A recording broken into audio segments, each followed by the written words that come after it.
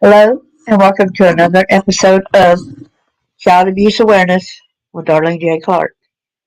Be a part of the solution instead of part of the problem. Please like, subscribe, and share. Appreciate it.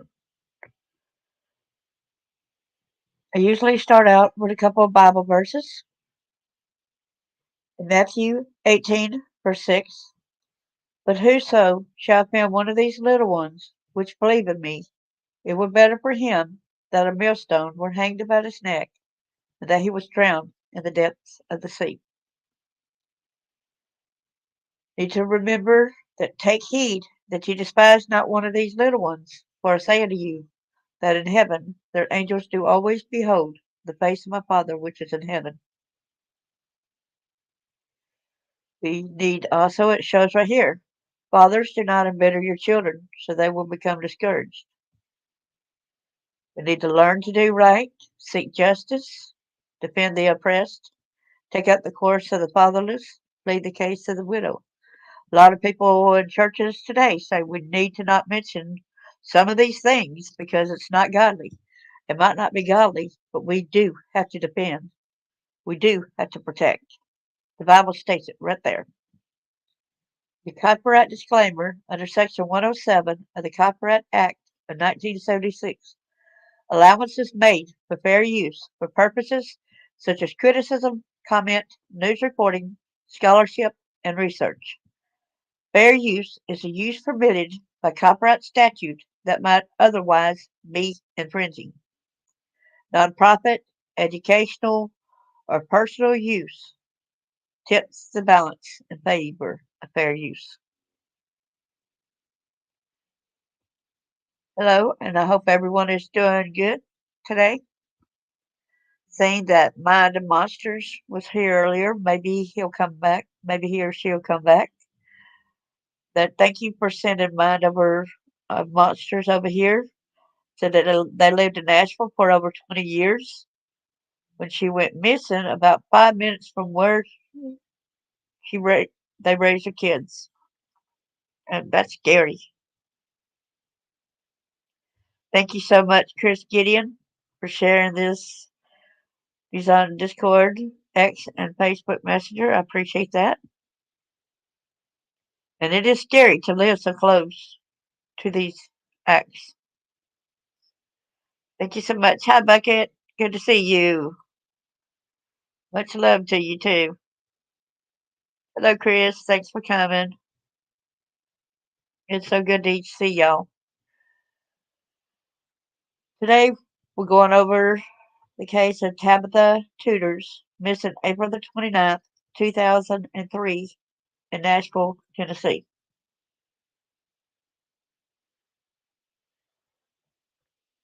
A lot of people have fought at me saying these things are not true, that I'm just saying whatever. I'm not just saying whatever. I am showing y'all where I get the information from. This is her missing poster, Tabitha Danielle Tuders, April the 29th, 2003. Got to see if I can see that a little bit bigger, but it gets blurred out the bigger you get it, so I guess not. But here is date of birth used. Here's another picture of her age progressed.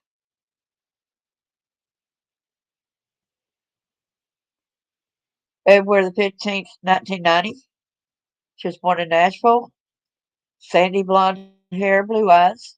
5'1" at the time of her disappearance. 100 pounds at the time of her disappearance. Female and white. The FBI is offered a reward up to $50,000 for information leading to the recovery of Tabitha Tuders and the prosecution of the person or persons responsible for her disappearance. Tuders has a birthmark on her stomach and a scar on her finger. Both of her ears are pierced. Tabitha Tuders was last seen early on the morning of April 29th, 2003, at her residence in Nashville, Tennessee. She left the house on her way to board the school bus, but never got on the bus and did not arrive at school. She has not been seen or heard from since this time. If you have any information concerning the person, please contact your local FBI office or the nearest American embassy or consulate. I remember years ago, was not probably her, but I remember it was kind of weird how this girl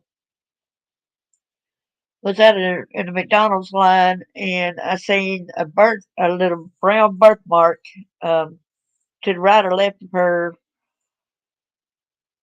belly button, and then she was scratching her stomach and stuff like that, and I seen it, and then she hit it right quick. I don't know what kind of scar or birth it is, that how it looks. I'm now wondering. Y'all know what I'm saying? I'm now wondering about that. Because I live in Pulaski, Tennessee, which is an hour south of Nashville. And I have been living here since 2015. It just makes me wonder. Y'all know what I'm saying? What kind of scar? It could have been like a burn. It could have been. I'd like to know more about how the scars look.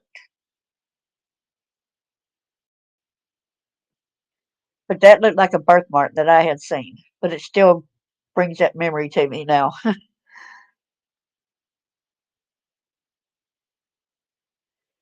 Here's the season 9 and disappearance. She was on this show.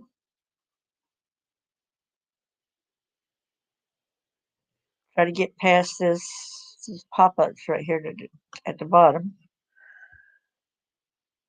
The case of Tabitha Tudor's disappearance is will be revisited and explored on the episode 10 of Investigation Discovery's True Crime series, October the 14th, 2022. Hello, Victoria. Good to see you. Thanks for coming.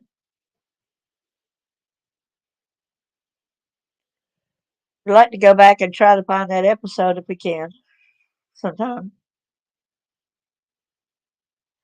The true story goes back to April 2003 when Tabitha Tuders was just 13 years old. She disappeared, seemingly in the thin air, while on her way to a bus stop in East Nashville, Tennessee. It has been nearly 2 decades since the teen went missing, and she has still not been found. The official synopsis, excuse me, for episode 10 of Disappeared Season 9 reads 13-year-old Tabitha Tuders vanishes while walking to her bus stop in Nashville, Tennessee. Police think she's a runaway, but there are disturbing circumstances surrounding her disappearance, leaving her family desperate to find the truth. Since the release of the official synopsis of the disappeared episode, people have been curious to know everything about Tabitha Tuders and her mysterious disappearance. Here's 5 important details on the heartbreaking Tabitha Tuders disappearance case. Who is she? Here's a picture of the precious girl. It was 2003, and Tabitha Tuders was a 13-year-old who lived with her parents, Deborah and Bo, in Tennessee. She was described as a brilliant student who was lively and cheerful with a bright future ahead of her. The teen attended Bailey Middle School and was loved by her peers and teachers for her personality. However, everything changed when Tabitha vanished without a trace on April the 29th, 2003, and hasn't yet been found. Where was Tabitha last seen? The day of Tabitha's disappearance began like any other day, with her mother heading out to work at 6 a.m. and her father leaving at 7 a.m. The teen was supposed to go to a bus stop to catch a bus that would take her to school. Tabitha reached the nearest bus stop but found no one there, and on her mother's suggestion, she walked to the next bus stop in hopes of catching a bus. That was the last time Tabitha was last seen. Since then, there have been no known sightings of the teen till date. What happened to 13-year-old Tabitha? Nearly 2 decades later, it's still a mystery as to what happened to Tabitha, and the case is still unsolved. After Tabitha's parents filed a missing complaint for her, police received a tip from another student at her school. The student informed authorities that they had seen the girl walk to the bus stop, but said that she got into a red car instead of the bus. The student said that the car was being driven by a man that they didn't recognize. However, police weren't able to take up the tip as it wasn't confirmed. What was found in Tabitha's bedroom after her disappearance? After her disappearance, authorities searched Tabitha's room and her house thoroughly. They found a mysterious, I guess it's supposed to be note. Y'all can see that spelling right there. I think they spelled it in a room which read TDT and MTL. That to me seems like that's a relationship, her initials and her boyfriend or somebody she was fond of. Although authorities tried to decipher the note, which they considered a vital clue, it didn't help them too much. Over the years, they have received several tips about the note, but none of them have led to any proper conclusion in the case. Is Tabitha alive? I hope and pray she is. To this day, Tabitha Tuders remains missing, and therefore it's hard to state whether she is dead or alive now. 2 decades after she was last seen, while her family is hopeful that Tabitha is somewhere and will return home, they also can't help but think of the worst. In a statement, her mother Deborah has said, "If she's gone, at least I want to know where she's at. If she's passed, I just want to put her to rest so I can have a place to go." Now, if y'all know anything, see anything, please say something. A new suspect emerges. This was November the 13th, excuse me, 2003. Metro police detectives looking into the disappearance of Tabitha Tuders are investigating a prime suspect, Millard Earl Smith, a 52-year-old convicted rapist. Smith is currently in jail, charged with attempted sexual battery and solicitation of a 13-year-old boy who went to school with Tuders at Bailey Middle School in East Nashville. He was arrested just in June, one day after a teenage girl claimed that he raped and kidnapped her in yet another case. Wow. They're putting a lot of emphasis on him having something to do with this little girl, says Smith's sister, who didn't want to be identified by name. My brother has problems, but as far as him physically hurting a child, he's never done this. Smith was convicted of raping a woman in Rutherford County in the 80s and charged for rape in the 70s. But the family's always going to say he's never done this. They're going to always deny. While Metro police detectives have investigated several men with questionable backgrounds whom they thought might have something to do with the 13-year-old's sudden disappearance last April, Smith's rape conviction and alleged involvement in two more recent sex crimes makes him, in the eyes of police, a strong suspect.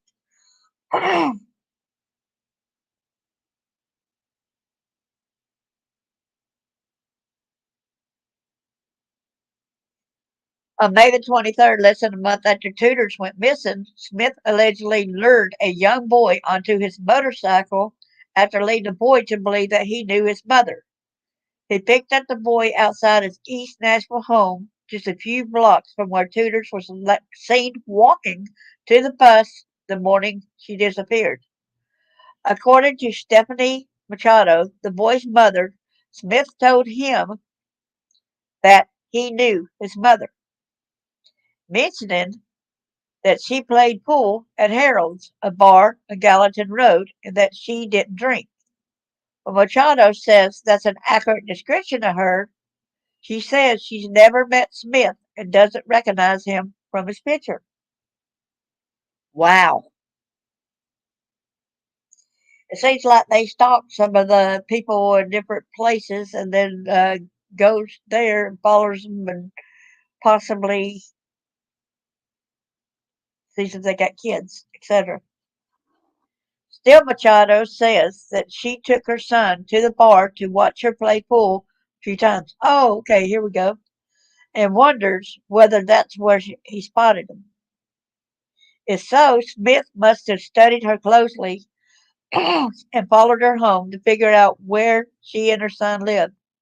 He had to have been plotting this for a long time for him to have known what he knew, Machado said.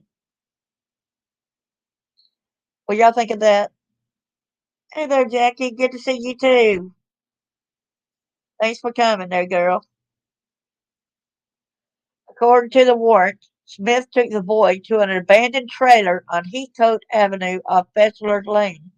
Smith went to the trailer at the top of a steep, secluded hill with a cemetery behind it. He tried to get the boy to follow him inside, promising a CD player, a radio, new clothes for $20 as a reward. The boy refused, and according to the 13-year-old, Smith said, I'm going to break it down for you. I want you to come in here so I can masturbate you. Sick.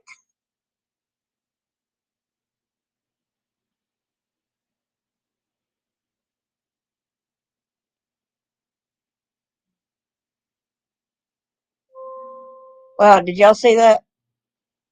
The boy ran to the trailer of a local groundskeeper who promptly called the police. He was so terrified, Machado says. When I got there, he just held me and cried.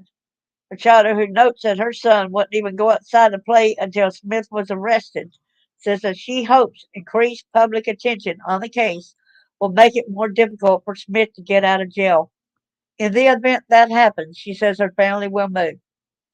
See, if the sister says, "Oh, he never done anything," but there's evidence right there that he did. Oh yeah, so there's the evidence he was there during. There's the evidence right there. No matter what the family says that he never did anything to hurt a child, well, he attempted to, didn't he? He kidnapped the child. He lured the child away. That right there is bad in itself.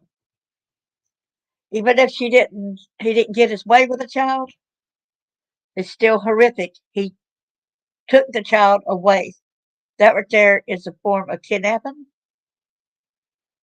Exactly a month after Smith picked up the boy, he allegedly lured a teenage girl from the Greyhound bus station by telling her that her boyfriend said it was all right for him to give her a ride. He took her on his motorcycle to the same abandoned trailer off Bachelor's Lane where he allegedly raped her at knife point. You hear this? At knife point. According to sources close to the investigation, the girl noted the license plate number of Smith's motorcycle. Police arrested him the next day at his sister's house in East Nashville. Shortly after that, the boy identified Smith from a photo lineup. The girl did the same. In addition, a medical exam found Smith's DNA on the girl. He remains in Metro Jail on $270,000 bond. But this was written so many years ago, so he might be out by now. Accused of two sex crimes and now the focus of an investigation into a missing persons case. Smith has a long criminal history that includes several rape charges, trespassing, disturbing the peace, arson, and grand larceny. His sister says that he has served the better part of his adult life in prison. Smith was released from Riverbend Maximum Security Institution last November, and while his sister claims that he registered as a sex offender, a search for him on the TBI sexual offender registry did not turn up his name. What? If he's a registered sex offender, why would he not be on the sex offender registry? Right, you guys? System needs backed up to make sure he is listed there. Sergeant Keith Elliott, who has monitored the investigations into Smith, says only, I will let his criminal history speak for itself. Way to go. Astonishingly, Smith is hardly the bad seed of his family. His brother, Oscar Franklin Smith, was sentenced to die for shooting and stabbing to death his estranged wife and her two sons. Oh, man. Wow. Wow, wow, wow. Evidence presented at the trial included a 911 tape that recorded one of the boys saying, Frank, no, God help me. Y'all, please, um, Charles, if you could write down that name for me. So I want to do a look more into Oscar Franklin Smith, if you don't mind, if somebody can. Oscar Franklin Smith.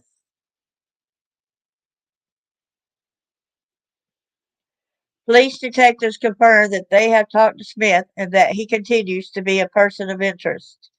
Complicating the investigation into Tabitha's disappearance is that there's no shortage of shady characters who have frequented the young girl's neighborhood. One couple who lived 5 houses down from Tabitha were arrested for raping a minor.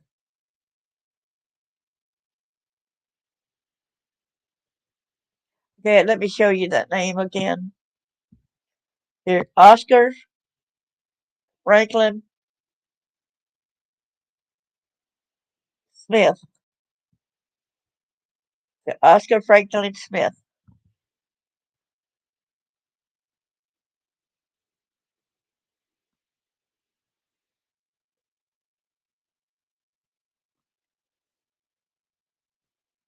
Well,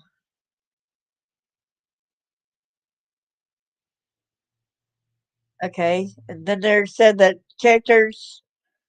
Let me go start all over with police detectives confirmed that they have talked to Smith and that he continues to be a person of interest. Complicating the investigation into Tabitha's disappearance is that there is no shortage of shady characters who have frequented the young girl's neighborhood. One couple who lived 5 houses down from Tabitha were arrested for raping a minor. A couple, not just an individual, a couple. Another man who lived nearby frequented Tabitha's block, handing out bicycles as gifts to area children. He also spoke suggestively about the missing 13-year-old girl to several people, including scene reporters. Oh man, he spoke suggestively? So he was buying gifts not as a good meme to supply the kids. Another way of gift giving for a person to basically groom them, to do something maybe with them later because suggestively, he spoke suggestively. Talking about sexually, if y'all didn't understand what that means. Smith is different from the others in that there's no evidence he knew Tabitha or her family. Members of the Tuders family who were shown a mugshot say that Smith doesn't look familiar. But remember, the boy's mother didn't recognize him either. So that don't matter whether he's recognized by any of the family members or not. Just the fact that the kids. But what makes him a prime suspect, in addition to his sordid criminal background, is that Smith was hardly a stranger to Tabitha's neighborhood. He picked up the young boy just a few blocks from where Tabitha waited for the bus each morning. He lived only a few miles away, and according to a source close to the investigation, Smith also apparently tried to entice girls onto his motorcycle at Shelby Park, less than a mile from Tudor's house. But somebody saw her getting into a red car. He has a motorcycle. Did he have access to a red vehicle? That's what kind of questions I wonder. Did this perpetrator have access to a red vehicle? Smith's sister, who let her brother stay with her family shortly after he was released from prison, claims that he's innocent in both of the recent cases against him. I guess the kid wanted to take a ride, she says, denying that her brother tried to molest a boy. As far as the rape charge, she says there are no witnesses.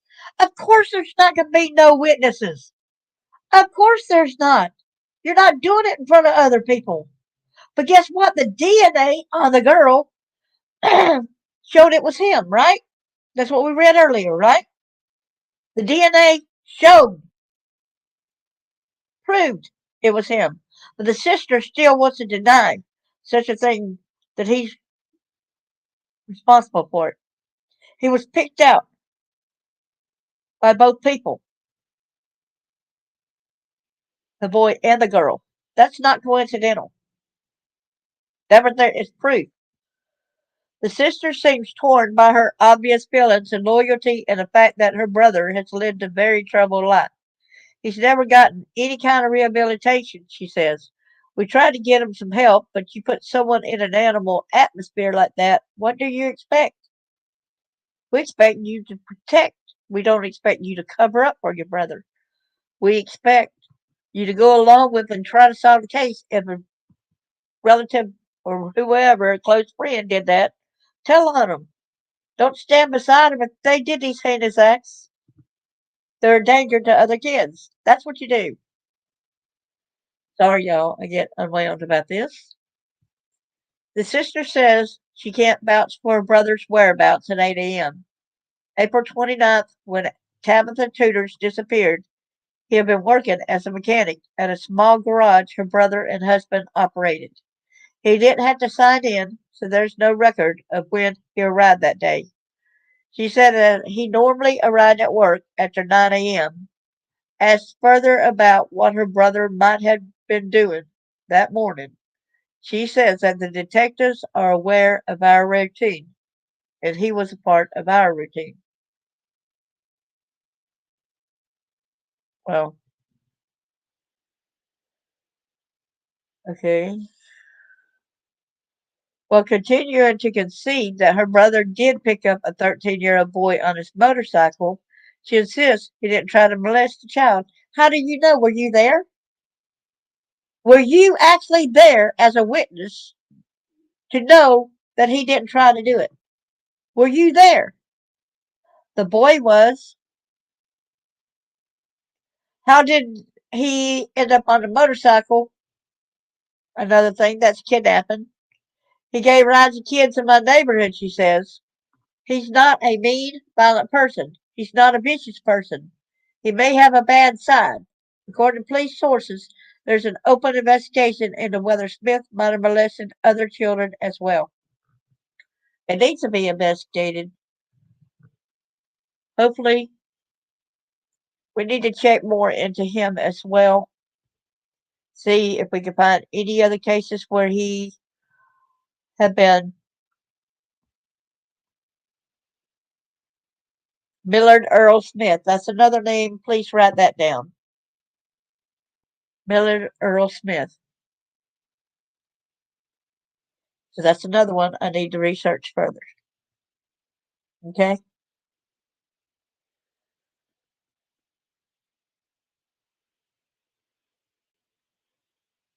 Then we're going to the next one. This is Tabitha Tuders. Investigators search property once tied to a person of interest. And this was April the 13th, 2020, and last updated then. Records and confirmation from a source close to the investigation revealed the property where investigators are searching for evidence in the Tabitha Tudor's case was once tied to a man long considered a person of interest. Albert Franklin Thank you. Albert Franklin has been on the radar of the Metro Nashville Police Department since a 13-year-old vanished as she was walking to catch a school bus near her East Nashville home in April 2003. News Channel 5. That looks to be another person we need to look up to, Albert Franklin.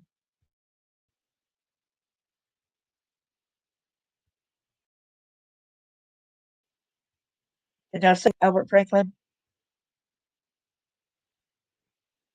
Even though his name has been brought up during the investigation within the past 17 years, Franklin has never been charged with a crime related to the disappearance, nor was officially deemed a prime suspect. Franklin, also named as Frank Nitty, so he's got an alias there too, Frank Nitty, is currently serving a federal prison sentence in West Virginia for a drug operation sting in 2010, where he owned a bar at Dickerson Pike called Mustang Sally's. He has denied any involvement in the Tudors case. In a press conference, of course they're going to deny. Nobody's going to permit go like that and confess to, because they don't want the death penalty.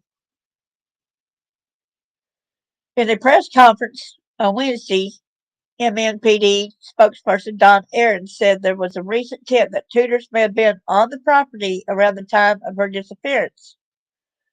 Tax records News Channel 5 obtained show the property was bought by D&B Investments in June 1999 and sold in June 2003, which listed Franklin as one of the owners.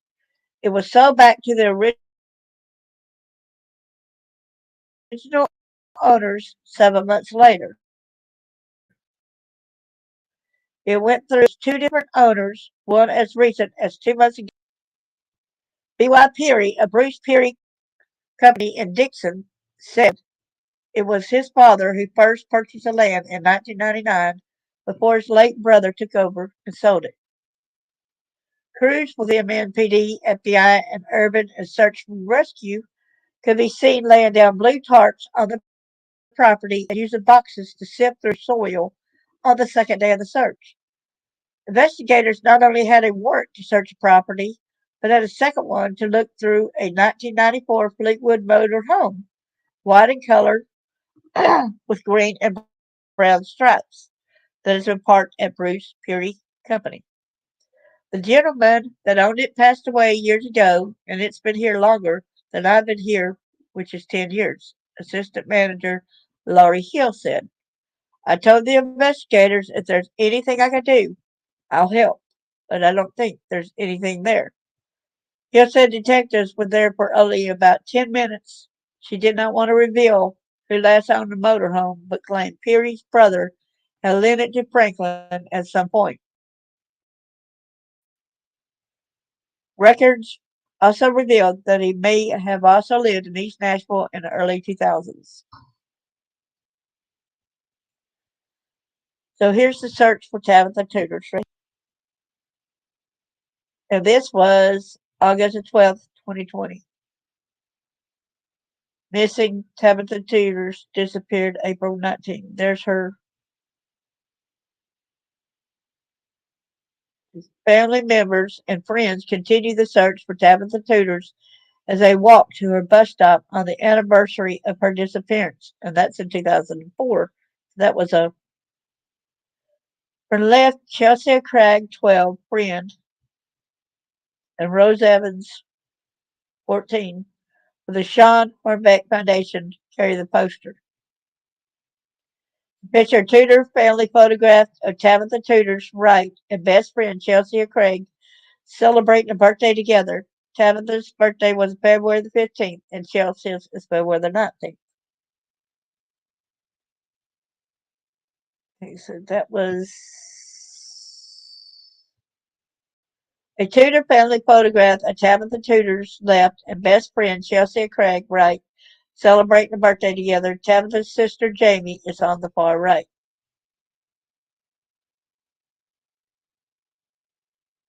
Jamie Tudors, Tabitha's sister, comforts her mother Deborah in front of their home on Lillian Street in 2003 while police search the neighborhood for clues in Tabitha's disappearance. Officers from Metro Mounted Horse Patrol and Metro Parks Police Mounted Patrol searched for Tabitha Tuders in the thick wooded areas of Shelby Bottoms in 2003.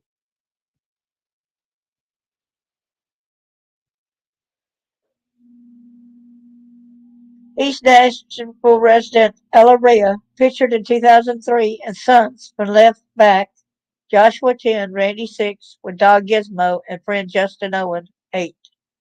Rhea said she was glad police stepped up efforts for the search for Tabitha Tuders. Here's where they're marching along doing that. That's where best friends Veronica Velasquez and Chelsea Craig carry a Tabitha Tuders banner with friends and family during a candlelight vigil through East Nashville. I'm sorry, y'all. I can't help it, but I do cry. These things do touch you.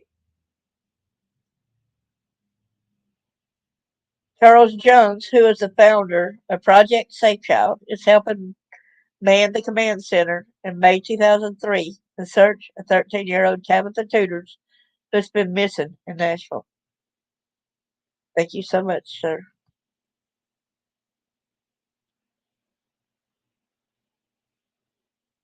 Metro Youth Services Detective Faye Okert, pictured in 2003, has been assigned to the case of missing 13-year-old Tabitha Tuders.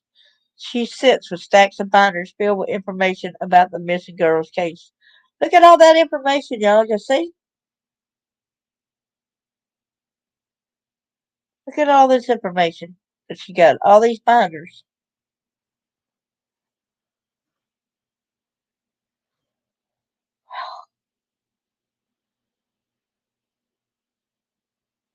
Bobby Russell, Tabitha Tudor's great uncle, says a prayer for Tabitha while her mother Deborah and close friend Chelsea Craig listen during the candlelight vigil held for her outside Bailey Middle School um, on October 28, 2003. Vigil marked the 6-month anniversary of her disappearance.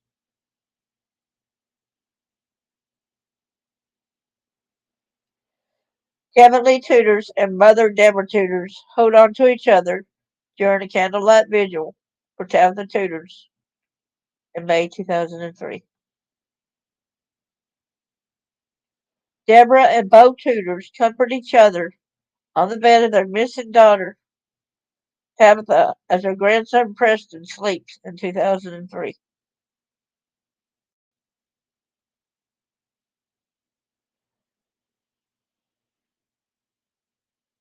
Deborah Tudors in April 2004 with a picture of her daughter Tabitha when she was a baby.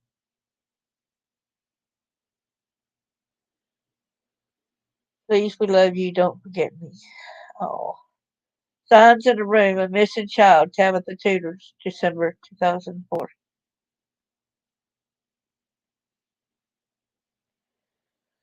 This Tudors family friend, Dan Ford, pictured in 2011, still had Tabitha Tudors posters on his roofing trucks in Franklin, trying to keep the word out.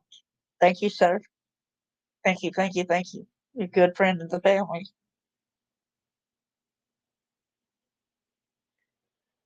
Chelsea Craig, Tabitha Tudors' best friend, puts a candle on her memorial garden at Bailey Middle School. They had a memorial garden at Bailey Middle School. Family and friends gathered to observe the 8th anniversary of Tudor's disappearance in 2011. Their shirts and stuff. Deborah Tudors, photographed in 2011, sits in daughter Tabitha's bedroom 8 years after her disappearance. Tudor still has hope that her daughter will be found. We definitely need to be praying. We'll never stop looking for you. The Tudors family marks the 8th-year anniversary of Tabitha Tudor's disappearance.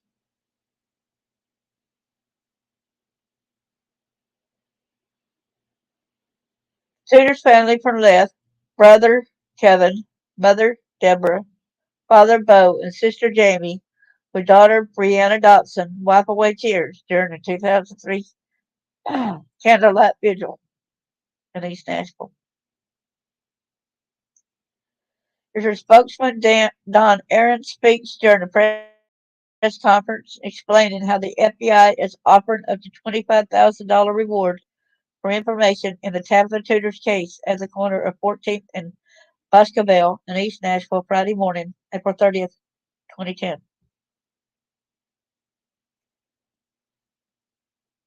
They got her sign at the front of the house there. Metro Detective Tom Rollins and Harold Jones of the National Center for Missing and Exploited Children talked with residents in East Nashville in 2010 about the Tabitha Tudors case. Law enforcement has kept the case open and are still asking questions about the missing girl. Marlene Pardue speaks during a press conference explaining how the FBI is offering up to $25,000 reward for information in the Tabitha Tudors case. Excuse me, I'm going to keep wiping my eyes. I keep getting blurred from crying. Sorry. At the corner of 14th and Basketball in East Nashville Friday morning, April 30th, 2010.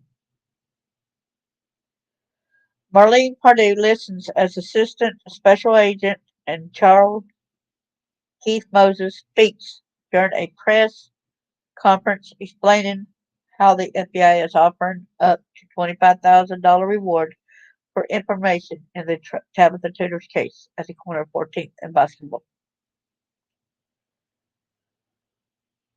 Deborah Tuders hugs her daughter, Jamie Pooley, on the porch of the Lillian Street home in Nashville. Police received an anonymous tip that the long missing Tabitha Tudors was in Fremont, Nebraska on Monday, May 11th, 2015. The tip turned out to be a hoax.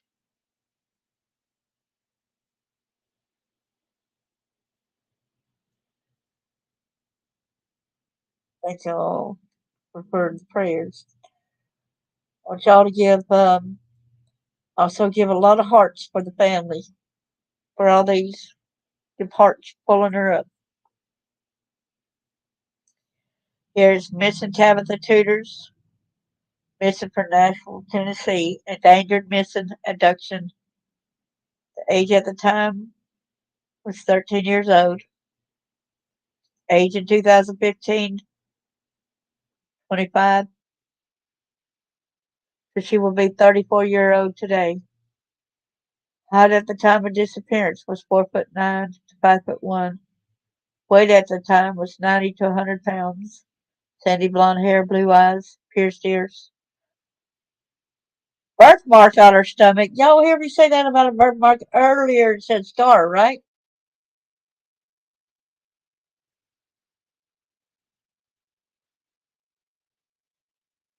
Earlier it said scar. And I said I seen a girl with a birthmark on her stomach at a McDonald's,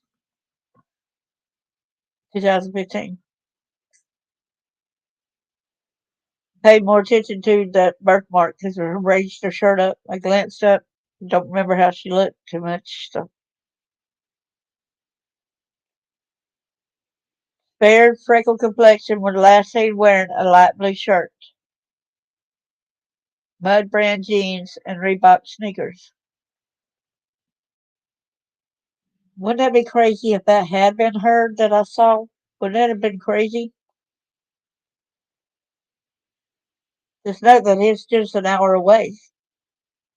On the morning of April 29, 2003, Tabitha Tudors, 13, disappeared just before 8 a.m. She began her walk from her home, destined to the bus stop to catch the school bus, which was to arrive just after 8 a.m. The bus stop is a few blocks away at the bottom of a long, wide hill. The bus makes two stops on that hill each day, but on this day, Tabitha was at neither of them. She never got on the bus, she never got to school, and no one has seen or heard from her since. A neighbor saw Tabitha headed to the bus stop, but the bus driver said she didn't see her. Police believe Tabitha may have disappeared within a couple of blocks between her home and the school bus stop.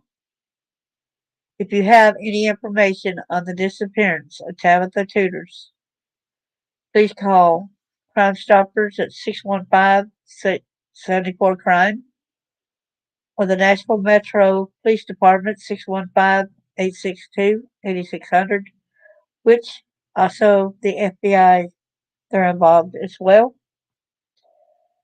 Jamie Pulley, Tabitha Tudor's older sister, just put out these flyers in 2015 for her sister who had been missing for 12 years.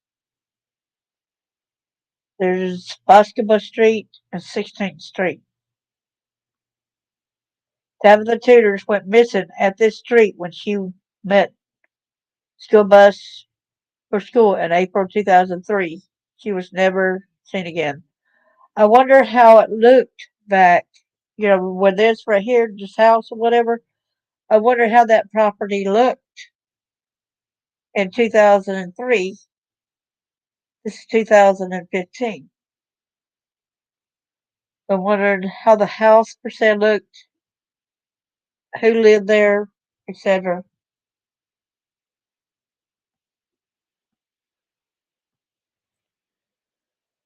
Here's the daddy.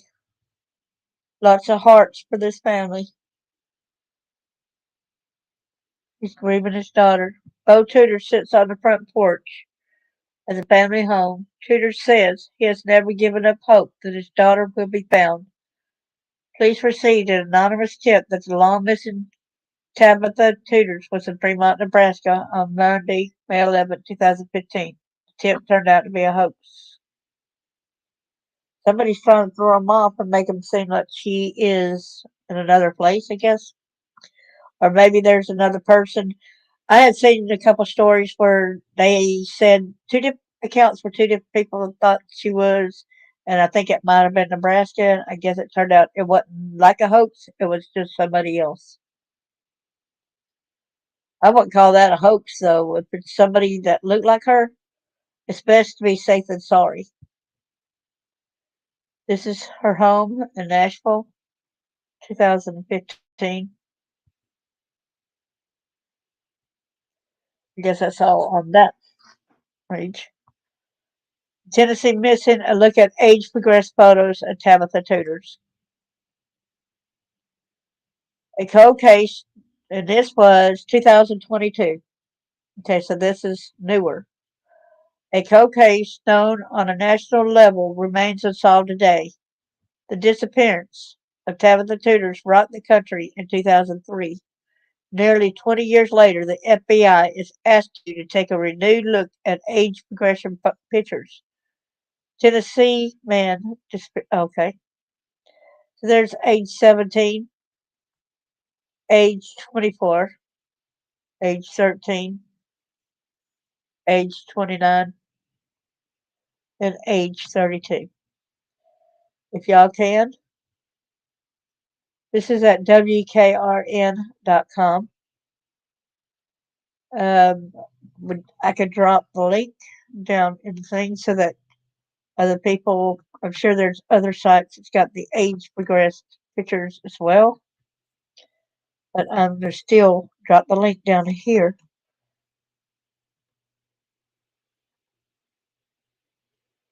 Okay.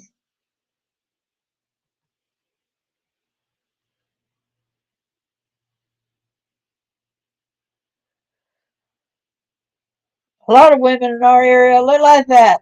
I mean, a lot resemble her.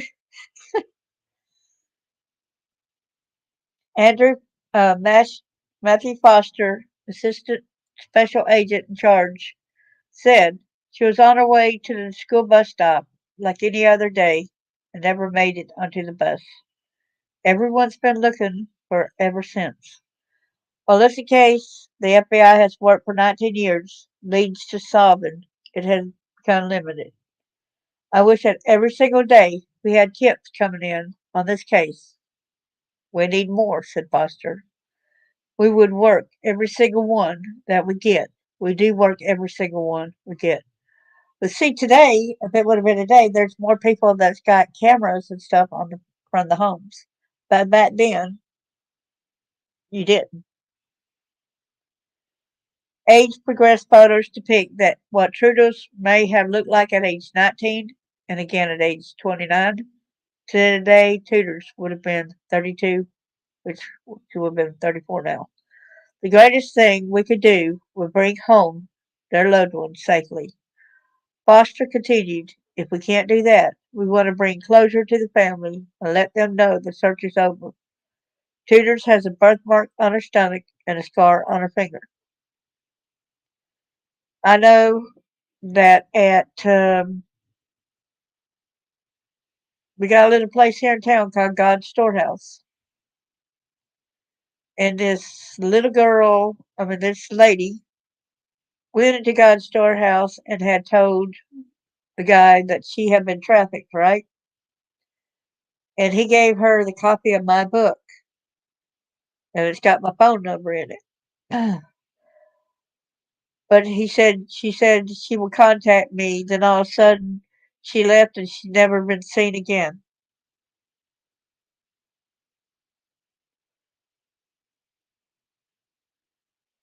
I don't know who the person was who the guy at God's Storehouse here in town. I said I gave a copy of my book. She said she's been trafficked, and she said she was in Alabama, and this is in Pulaski, Tennessee. So makes me wonder if they caught up to her, whoever had her, and I don't know who the lady was. Trafficking's going on so much today. The FBI is offering a reward up to 50,000 for information leading to her recovery. I might need to try to go back and ask him if he remembers how that girl looked. Y'all know what I'm saying? Showed up at God's Storehouse. Makes me wonder if he ever called the police or anything. If you have any information, contact 1-800 call FBI or visit tips.fbi.gov. News 2 investigates missing, digging deeper into renewed efforts to find Tennesseans who vanished.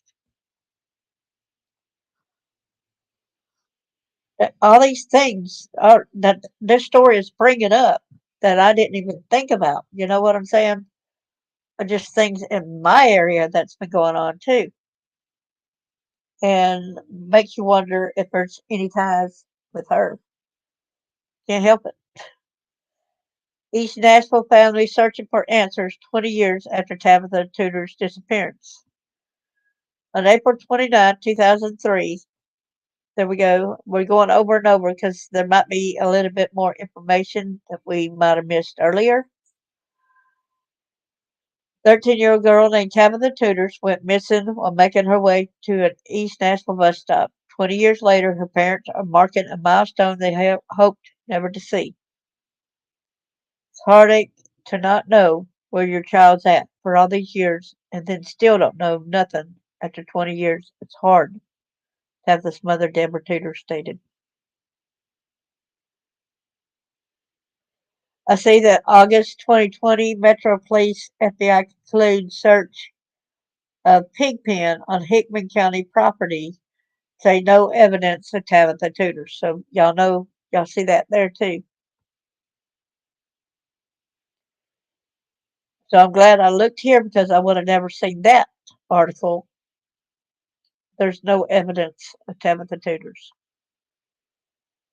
The Tudor's family has spent every day over the past 2 decades searching for answers. It's like part of you is missing and they never come back until she comes back, said Bo Tudors, Tabitha's father. Bo talked about the nieces and nephews Tabitha now has who she is yet to meet. My 10-year-old granddaughter, will have conversations with her, Bo explained. She goes, Tabitha, you need to come home. No, come on home, Tabitha. You know we love you. No, come on home. Wow.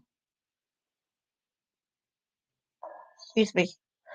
According to Bo and Deborah, leaning on their other children, grandchildren, and great grandchildren has helped them get by over the years. Meanwhile, they done everything they know of to search for Tabitha. Deborah said the hardest part is not knowing, adding, it don't get easier at all. We just need some kind of closure so we can at least put her to rest. With Saturday, April 29th, being the 20th anniversary of Tabitha's disappearance, her parents are once again putting out a plea for information. She has not vanished. Someone has taken her and misplaced her somewhere, and we don't know where she's at. We don't know where to begin to look for her at, Mo said. Just a little bit of information is all we need. They might not think it's important, but it's important to us. Deborah's maternal instincts tell her Tabitha is still alive and out there somewhere, even if she's not. The mother hopes to not go another year without answers. She always she's always going to be in our hearts, no matter where she's at. And one day we're going to be together again. Deborah said as she teared up. If she's not here on earth, we'll be together in heaven. Now the FBI has offered a $50,000 reward for information leading to an arrest in Tabitha's case. Anyone with information can contact the FBI's Memphis field office or call Nashville Stoppers at 615-74 crime.